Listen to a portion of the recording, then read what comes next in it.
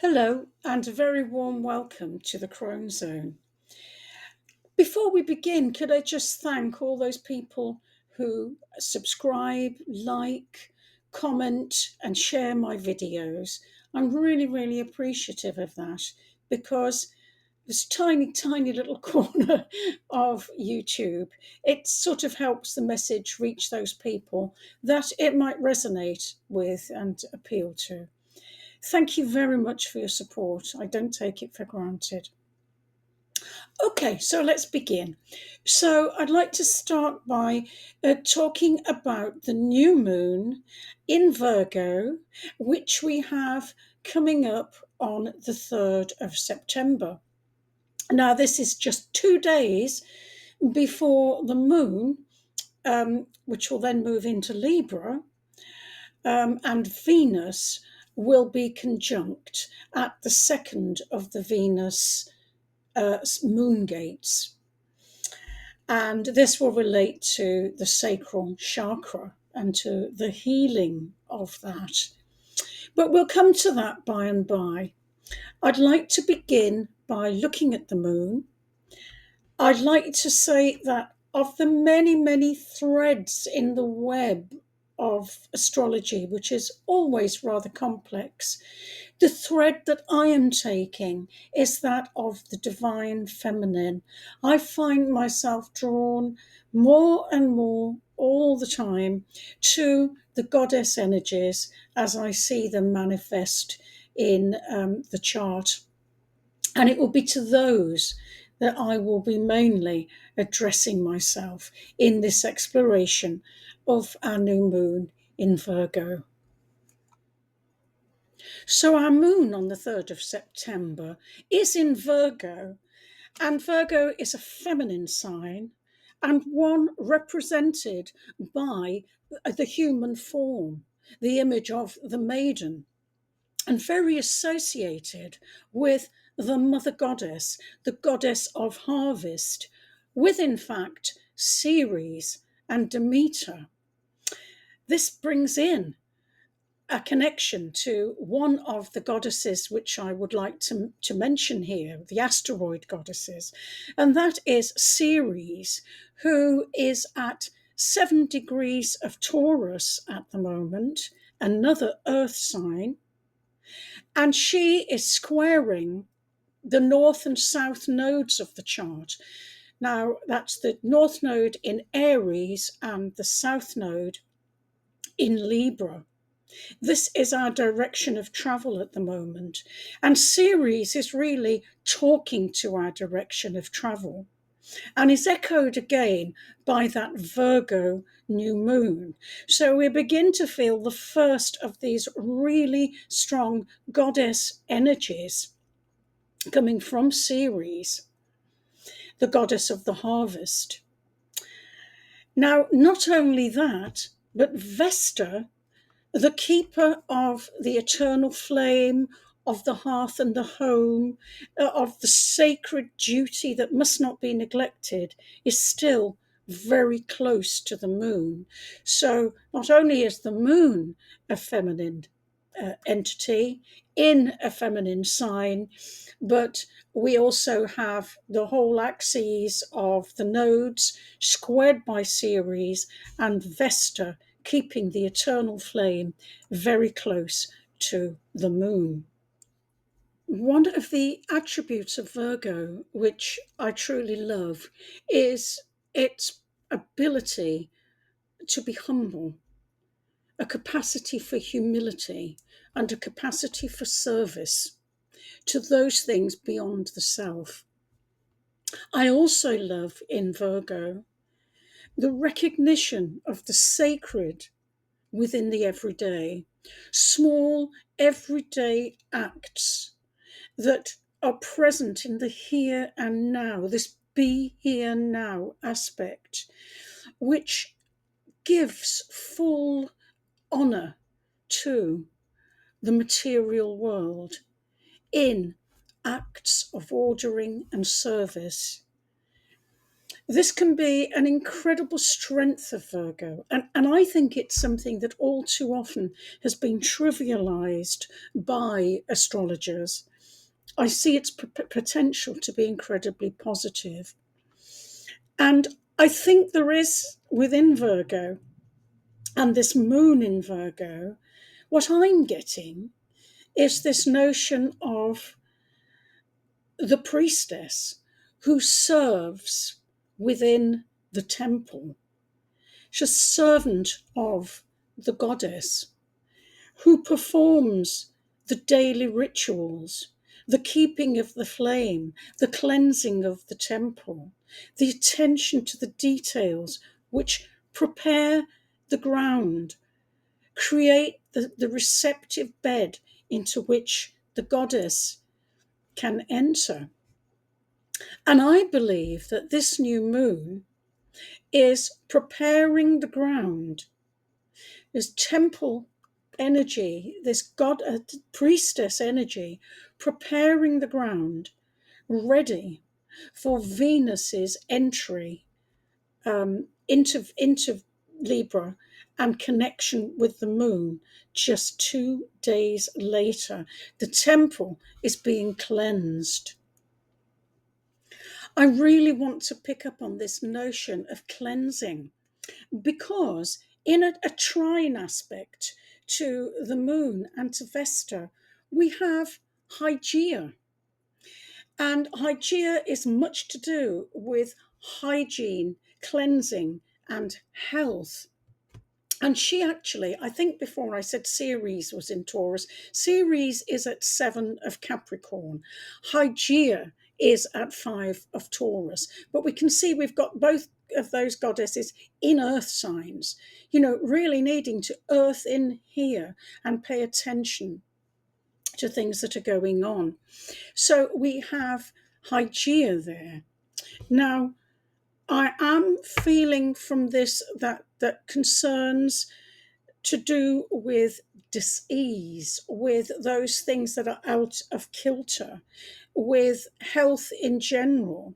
I think of all the signs, Virgo is probably the most connected with the healing arts. It's very much coming from health and the sixth house, which Virgo is associated with. So I am picking up some concern there about health matters in the world. But our focus here is on the spiritual health and preparation in ourselves for preparing the ground for Venus. And let's just have a word or two about what Venus is doing. She enters the sign of Libra on the 29th of August. She is currently very close to the South Node in Libra, and also conjunct her is Black Moon Lilith. And Black Moon Lilith, we remember, represents that part of the divine feminine which will not be subjugated, which will not be made less than. Lilith was not prepared to stay as Adam's wife and being subservient to him and beneath him. She refused to do that, and because of that was cast out and has since been demonized. But that is that energy that is there with Venus at the moment in Libra, very much the scales energy, and that is playing into this whole picture of goddess energy that we're seeing at the moment. Now, the South Node, where I've said Libra is, with Black Moon Lilith, is what we're seeking to move away from. Our direction of travel is away from that. So clearly, this energy of women being denigrated is something that the big thrust is away from. And I think that that's another important message here. Ceres and Virgo are very much to do with the harvest, with the time of year that we're in now, where all of the harvest is rolling in. But I'd like to say that this is a harvest that's bigger than simply the crops and the fruits and the vegetables and all of those things. I think we can see this harvest on a much bigger plane and scale. So I think we're at a time, especially as we go to the full moon in Virgo and also the eclipses that are coming up, because this really starts the eclipse season. Um, we can think that chickens are going to come home to roost. The harvest is going to come in. What will we be harvesting? You know, as you sow, so you reap. I think there will be things coming home. There will be things coming back to home, some of which will be wonderful and some of which will not be. And I think that's another energy going on here. What have we sown? What are we harvesting? And I'd like to bring Virgo in again here, because it is a great sign for discrimination. Um, Gemini, its opposite is all about information, facts, facts, facts, facts, facts. But in Virgo, which also has a mercurial ruling, we have what is important, what isn't important, what is valuable, what is practical, what is to the purpose, what do I keep, what goes. So this discrimination is another very strong aspect of Virgo, and an old-fashioned but very appropriate way of putting it is that we need at this point to start sorting the wheat from the chaff. What is of value and what isn't? I'm afraid for the time being, the world's not likely to get any less crazy than it is, you know? That will be going on, I think, for some time. But what can we be doing personally in this time? And I think we can be focusing on these very present goddess energies which are there. And we can be clearing the ground of ourselves. So we can be thinking, of gently just cleansing our own auras of what's wheat, what's chaff, what stays, what can we release. I think that can be useful to us. I think doing so in a very kind and healing way. But I think as well, in the understanding that when we do that, because we are the temple for the goddess, we are the only means by which these great forces are able to embed here. So, in preparing ourselves, in those little acts of healing, self kindness, meditation, of just awareness, I think that helps us prepare and heal the ground. We can do little in a broken state.